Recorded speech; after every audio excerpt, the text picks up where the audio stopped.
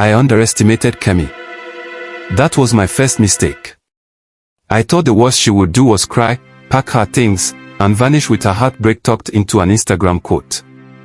I forgot who I was dealing with, a woman who had sacrificed her pride to be a mistress turned fiancé. A woman who believed I chose her over my wife. Kemi didn't cry. She crafted a performance. By Monday, her WhatsApp status was flooded with soft, sorrowful Bible verses. The Lord is near to the brokenhearted. Some lessons come wrapped in love and lies. A muted selfie of her with red eyes and a caption, "Healing in silence." A black and white picture of our pre-wedding photo shoot with the words, "We almost had forever." Muted comments. Controlled chaos. And the sympathy rolled in. Her friends reposted. Her aunties sent prayers. Church members assumed I cheated with a random girl, not the actual wife I never divorced. She was repainting the narrative in real time, and I was too stunned to stop it. Then came the bomb. A message to my company's HR, anonymously forwarded, with a screenshot of my marriage certificate and a typed note, "Your employee, Mr. Osagie, is publicly planning a second marriage while still legally married and recently impregnated his wife. Is this the kind of moral image your company endorses?" My manager called me in immediately. "Is there something we need to talk about?" he asked, closing the door behind him. I fumbled. Lied. Blamed it on family drama and jealous exes. But the damage was done. My credibility was bleeding. Then I got a call from Kemi's elder sister, Mario, the one I hated most. "You think you're clever," she said coolly. "You made a fool of my sister. And now you want to slide back into Amara's bed like nothing happened. I didn't mean to hurt anyone, you will. Publicly. I'm just calling to give you a head start. Kemi's not stopping until everything you built rots." She hung up. I stared at the wall. And then my phone buzzed again. A single message. From Kemi. "Tell your wife to keep the baby. Let's all play house now." Attached was a screenshot of an email to Beneniger Weddings, "Kindly cancel the feature for our December wedding." And below it, the same message forwarded to my mother. That was her opening move. She wasn't trying to win anymore. She was setting fire to the altar. "They always thought I was soft. Kemi thought I was weak because I stayed married to a man who humiliated me. Osagie thought I was predictable, a safe place to land, someone who would always stay silent, sleep with him, and carry the weight of his sins in private. But I wasn't soft. I was watching. And I was waiting. I hadn't planned to get pregnant. It happened like many things in our marriage, suddenly, messily, and without warning. But once I saw those 2 lines, I didn't panic. I didn't cry. I just knew, this time, I wouldn't be silent. The morning after Osagie tried to bribe my brother-in-law, I sat in my room, staring at my laptop. And for the first time, I started writing my own story. A simple blog post. Anonymous. Titled, "The Other Woman Was Me, When You're Married But Treated Like a Secret." I didn't name names. But I told the truth. How I stayed. How I co-parented. How I kept a man's image clean in public while he dragged my dignity through the mud in private. How he promised another woman forever while still sleeping into my bed like nothing had changed. I described it all. The dinners. The late-night phone calls. The child growing inside me. The shame I had finally stopped feeling. Within 48 hours, the post had 3,000 shares. Women from all walks of life were flooding the comment section. This happened to me. Thank you for saying it out loud. No more silence. Somewhere in the chaos, someone recognized the details. Maybe it was the mention of a cancelled Beneniger feature. Maybe it was a familiar name dropped in the comments. But the identity crack started forming, and Kemi. She connected the dots. That week, I received no threats from her. No insults. Just silence. It was Osagie who broke first. He showed up at my house, unannounced, again. This time, I didn't open the door. "Amara, you're ruining me," he said through the wooden frame. "No," I replied calmly. "You ruined yourself. I'm just done pretending it didn't happen. I lose everything. You thought I lost everything too, remember? But I didn't. I'm still standing." He banged the door once. Then again. And then, nothing. When I opened it hours later, he was gone. A crumpled wedding invitation lay on the floor, torn in half. I smiled. Not out of spite, but because for the first time, I wasn't surviving Osagie's lies. I was outliving them. Kemi sat on her bed in silence. The AC hummed above her, but her body felt cold. Her bridal robe, the one with Mrs. E embroidered in gold at the back, hung limply on the bathroom door. She hadn't touched it in days. The world thought she was the victim. People messaged her every day, "You're strong. Men are wicked. He doesn't deserve you." They called her brave for canceling the wedding. They pitied her like she was blindsided. But she knew better. She was never innocent.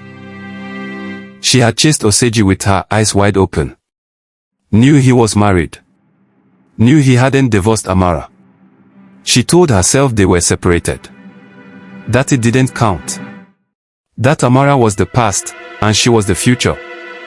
He had whispered things to her in the dark that made her believe she was the upgrade. She was cold. She never supported me. She's just my daughter's mother now. Lies she swallowed, because they tasted like victory. And now? She was just another woman with a broken engagement, no husband, no glory, and no one to blame but herself. Her phone buzzed again. This time, a forwarded message. It was Amara's blog post, now gone viral, this time screen grabbed and reposted with a new caption, "Ladies, don't be so proud to be the other woman. One day, you realize he was just using you to avoid accountability." Kemi clicked the comments. Her friends were reposting it now, not as her story, but as Amara's triumph. The sympathy was shifting. The praise was pouring onto the woman Kemi had mocked.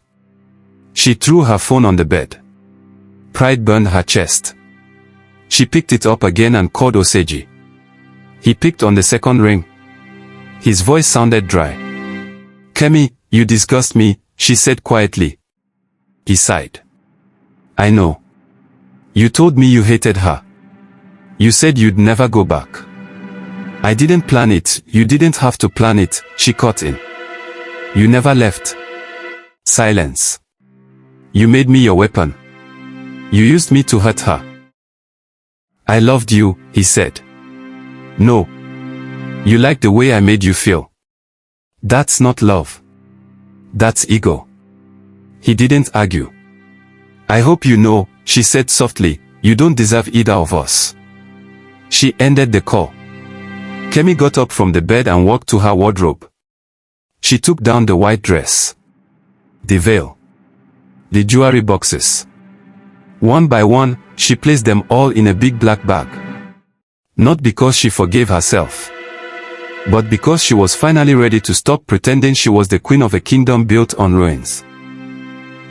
The gate creaked open before I could knock. Amara was already standing at the doorway, wearing a soft green bubu and that scarf she always tied loosely when she was tired but still refused to look unkempt. She didn't look angry. She looked finished. That scared me more than any slap or insult could. "Osagie," she said flatly. I forced a smile. "Amara. I came to check on you. Check on me. Or check if I've changed my mind." I ignored the sting. "I've been thinking," I said, stepping inside without an invitation. "About everything. The child. Us. I want to do things right now." She laughed, low, humorless. "You want to be a father now?" "I've always been a father," I snapped. "No," she replied calmly. You've always been a man who makes children. Not the same thing. I paused. In the past, I'd always been able to guilt her. Remind her of our history. Stir her emotions. But this version of Amara was unreachable. I know I messed up, I said, rehearsed words tumbling from my lips. I was confused. I let Kemi get in my head. I was angry about the past. But I've had time to reflect. Reflect, she echoed. Since your wedding collapsed or since your reputation did? I bit my lip. You don't understand, Amara. I lost everything. She tilted her head. No, Osagie. You didn't lose everything. You just lost control. There's a difference. I looked around the house. It was tidy. Peaceful. A small bassinet stood in the corner, freshly assembled. The ultrasound photo I once crumpled was now framed on the wall. She had moved on. Without me. Please, I whispered. I just want a chance. To do it right. To be there for this child. For you. Amara walked to the window and pulled the curtain aside, letting in a stream of golden sunlight. You want a chance? She asked softly. Yes. She turned. Then take it. Be a father. Show up when you're needed. Pay what's due. Speak truth to the child. But don't confuse that with being allowed back into my life. Amara, I love you. No, you love your access to me, she interrupted. But access is a privilege. And you lost it. She walked past me and opened the door. Your child will know you. But they won't become you. I stood there for a second longer, holding the apology I had come to offer like it was a trophy. But she didn't want it. She didn't need it. And that's when I knew I had nothing left to offer. So I walked out the door of a home I once owned, and for the first time, it didn't open behind me again. The first thing to go was my position. They didn't fire me outright. That would have made headlines. They just stopped CCing me in important emails. Meetings that once opened with my voice now began without me. Projects I spearheaded were reassigned temporarily. Then HR summoned me again. Due to recent personal controversies affecting public perception, they said with corporate coldness, we are restructuring leadership for the sake of brand alignment. Translation, you've become a liability. I walked out of that meeting and sat in my car, staring at the steering wheel, trying to remember when exactly my life had started to collapse. Was it the first lie I told Kemi? The first time I slid back into Amara's bed without looking back? The first time I saw the 2 lines on that pregnancy test and wished it away? It didn't matter now. The second thing to go was my circle. The same friends who toasted to my upgrade now ghosted my calls. Even AO, Amara's brother-in-law, stopped responding. I heard from someone that he'd quietly started helping Amara set up a business plan for her maternity leave. My mother, at first, defended me. But even she couldn't defend the fallout. Not when the pastor rescinded his blessing. Not when Kemi's family told the whole church I had never even filed for divorce. You disgraced me, she said, not even looking me in the eye. The house felt emptier than ever. I started leaving the TV on just to hear another voice. Some days, I sat in the living room staring at old photos of my daughter and wondered if she would still love me when she grew up and heard the full story. And then, came the final blow. I saw Amara's name trending on LinkedIn. Mother. Strategist. Storyteller. A blog she had started, once anonymous, had exploded into a full platform. She had partnered with 2 NGOs. Launched a storytelling project for women raising children alone. Brands were sponsoring her. She was invited to speak at a women's conference in Abuja. And there, at the bottom of the press release, was the line that struck deepest. Amara E., speaker and founder of Silent No More, lives in Lagos with her daughter and is expecting her second child. She is no longer married. That final line hit like a verdict. She was no longer married. And I was no longer relevant. It was a networking event in Victoria Island, the kind of polished gathering I used to dominate with nothing but a tailored suit and my voice. Themed, redefining masculinity, fatherhood, leadership, and the modern man. I still had one thing left, a contact who owed me a favor. He slipped my name onto the speakers list. 15 minutes. One microphone. My shot at resurrection. I rehearsed the speech twice that morning. I made sure my tie was straight, my beard lined, and my sorrow believable. The room was packed. Journalists, NGO reps, young professionals. A few cameras. A few familiar eyes. As I stepped onto the stage, the room hushed. Some recognized me. Others remembered the blog post. The rumors. The viral screenshots. I began with what I thought would save me. I'm not proud of the man I was. Pause. Swallow. I made decisions that hurt people I loved. I lost my marriage. My home. The respect of my community. But I'm here not to ask for pity, but to take responsibility. A few nods. I want to be a better father. A better man. I want other men to learn from my mistakes. It was all going smoothly. Until the back doors opened. And Amara walked in. She didn't storm. She didn't shout. She just entered, slow, calm, beautiful in a mustard dress that hugged her growing bump. The room shifted. Eyes turned from me to her. She didn't speak.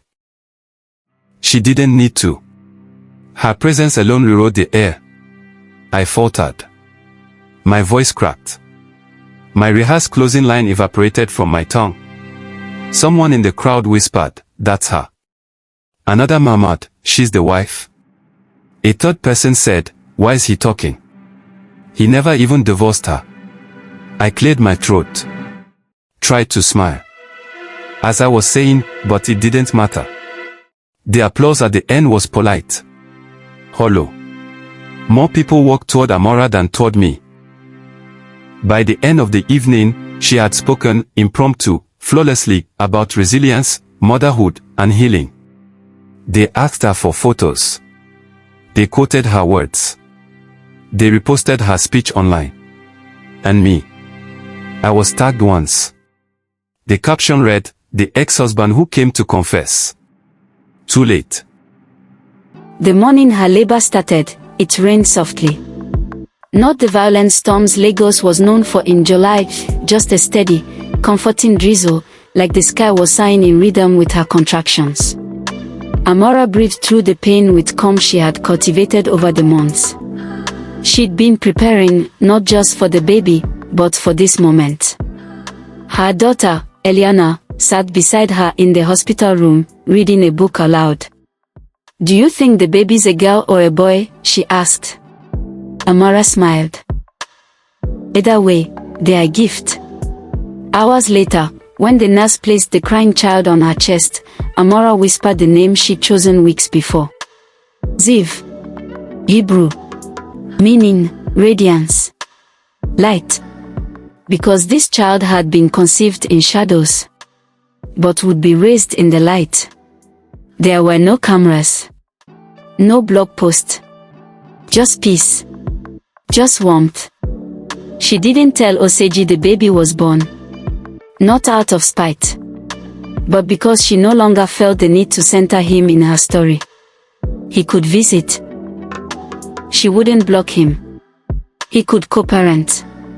She wouldn't stop him. But he would never again share her name, her body, her home, or her peace. 3 weeks later, a local magazine ran a feature titled, Amara E, From Silent Wife to Rising Voice. In it, she said something that would stay with every woman who read it. "I thought I had to stay small to keep the family together. But some homes were never built, they were cages. And freedom is not the absence of love, it's the presence of truth." Kemi never resurfaced publicly. Osagie kept his job, barely. But his name had become an echo. Not feared. Not respected. just forgotten. Amara, on the other hand, she carried 2 children now. And no shame. She stood in rooms where her voice once trembled. She smiled not because she had moved on, but because she had finally come home to herself.